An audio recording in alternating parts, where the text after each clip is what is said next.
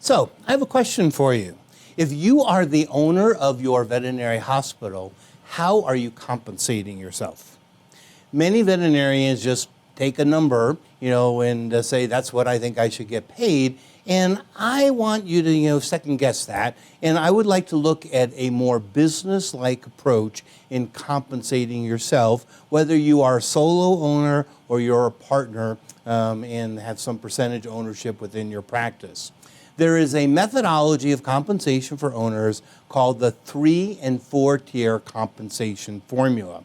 And I have a really good example for you here on our worksheet. In this particular example, we have 3 owners, and I'll talk about that in just a moment. But I want to show you the tiers of compensation that I think that you should be getting paid as an owner of your veterinary hospital. So the tiers are, number 1, production. You should get paid just as an associate veterinarian would for the production that you produce within the practice. Return on investment refers to paying you for the value of stock ownership of your veterinary practice. So if you're an S corporation or if we value the practice, whatever the value is, just as with any other investment, you should get a return on it. And that's normally somewhere around prime plus 1, but somewhere in that ballpark. So we're getting a fair return on investment. There should be a division of net profit, hopefully at the end of the year. And that could be divided up either based on ownership, if there's multiple owners, or production, again, if there's various owners in there as well. Now, the 4th tier is management. And if you are managing the practice, you should get paid for it. And we all know that management normally is about 3 to 4% of gross, not of production, but of gross. So if you are the sole manager, you don't have anybody else managing your practice, that revenue should be going to you. If you have a manager, maybe he or she is getting 2 or 3%. You're spending some time on management, so maybe you get a percentage on that. But again, there should be some compensation for management as well.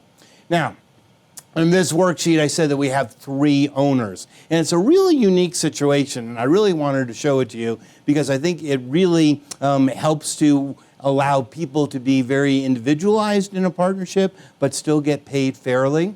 So I have 3 owners, Dr. Apple, Dr. Brown, and Dr. Cayenne. Now, Dr. Apple is a senior owner. He's been there for a long time. He started the practice, and he still owns 51% of the stock. Dr. Brown is our newest doctor. She's been there about 5 years.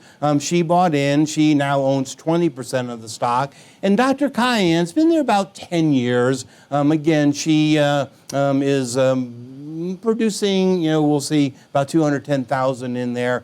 But what's interesting about all of these doctors is they're not full-time. Dr. Apple's working about 1.5 days a week. Dr. Brown's married, 3 children. She's working about 2.5 days a week, but she's also managing the practice. And Dr. Cayenne is again working about 2.5 days a week. She's also married with children as well. So let's see how everybody gets paid here, all right? Dr. Apple produced $150,000. Now remember, he's only working 1 day a week. He's getting 22% of his production, so he got paid $33,000, which is fair for production, but he owns 51% of the practice. And what we did is we had the practice valued. So we went to a veterinary exclusive accountant, we had the practice valued, and they came up with a value of $923,000. So if you take 51% of that $923,000, that comes out to about $470,000. That is his value of stock. And if you take a 6% return on investment, you're going to find it's going to come out somewhere to that $28,000. That's where that number comes from. There was net profit at the end, and they decided to divide it up based on production. And Dr. Apple is producing 25% of all of their production, so he got 25% of their net profit. The total net profit was $37,000, so he got $9,250. At the end of the year, he got paid $70,494. Fair for what he's doing. Dr. Brown, remember, she's only working 2.5, 3 days a week. She produced $250,000, getting her production compensation based again on the 22%. She got paid $55,000, but she owns 20% of the stock. So now we take 20% of that 923, give her a 6% return on investment. She's going to get $11,076. We have division of net profit. She was responsible for 41% of that production, so she gets 41% of the net profit. And she's managing the hospital. So we're going to take 3% of the gross of our practice. We're going to pay her $26,940. At the end of the year, she got $108,000 in compensation. And then look at Dr. Cayenne. Again, she's working 2.5, 3 days a week. You're going to see her production. She got $46,200 because she produced $210,000. She got return on investment, division of net profit. She's not managing. So at the end of the year, she got paid $74,840. What's really important to understand is all of these doctors are getting paid fairly based on what they are doing in the practice. And you know, a lot of practice discord occurs because one partner is getting paid the same as the other and they're not working equally within the practice. This is really the way that we're going to be dealing with that to make sure people are paid fairly. But there's another thing I want you to think about as well.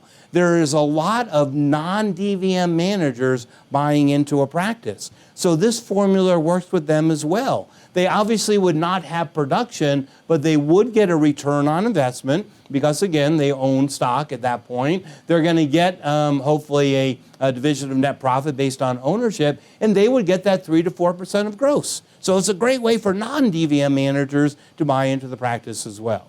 If you are a solo owner, I also want you to look at that because you should be getting paid production, return on investment, division of net profit, and if you're managing, you should get compensation for that as well. So do me a favor, take a look at how you are paying yourself as an owner or partner within the partnership. Make sure that's fair because it can also affect the valuation down the road. And if we're not paying ourselves fairly, there will be an adjustment made for that, and it can definitely affect the value of your practice. I wish you well, and I hope that you're paying yourself very effectively and fairly. If you want more information on this, we have a book that we've just published. It's entitled Compensation for Owners and Associate Veterinarians. It's available on our website, vmc-inc.com, and I hope you'll find that to be very useful for you as well. Best wishes, and I hope we're getting compensated fairly.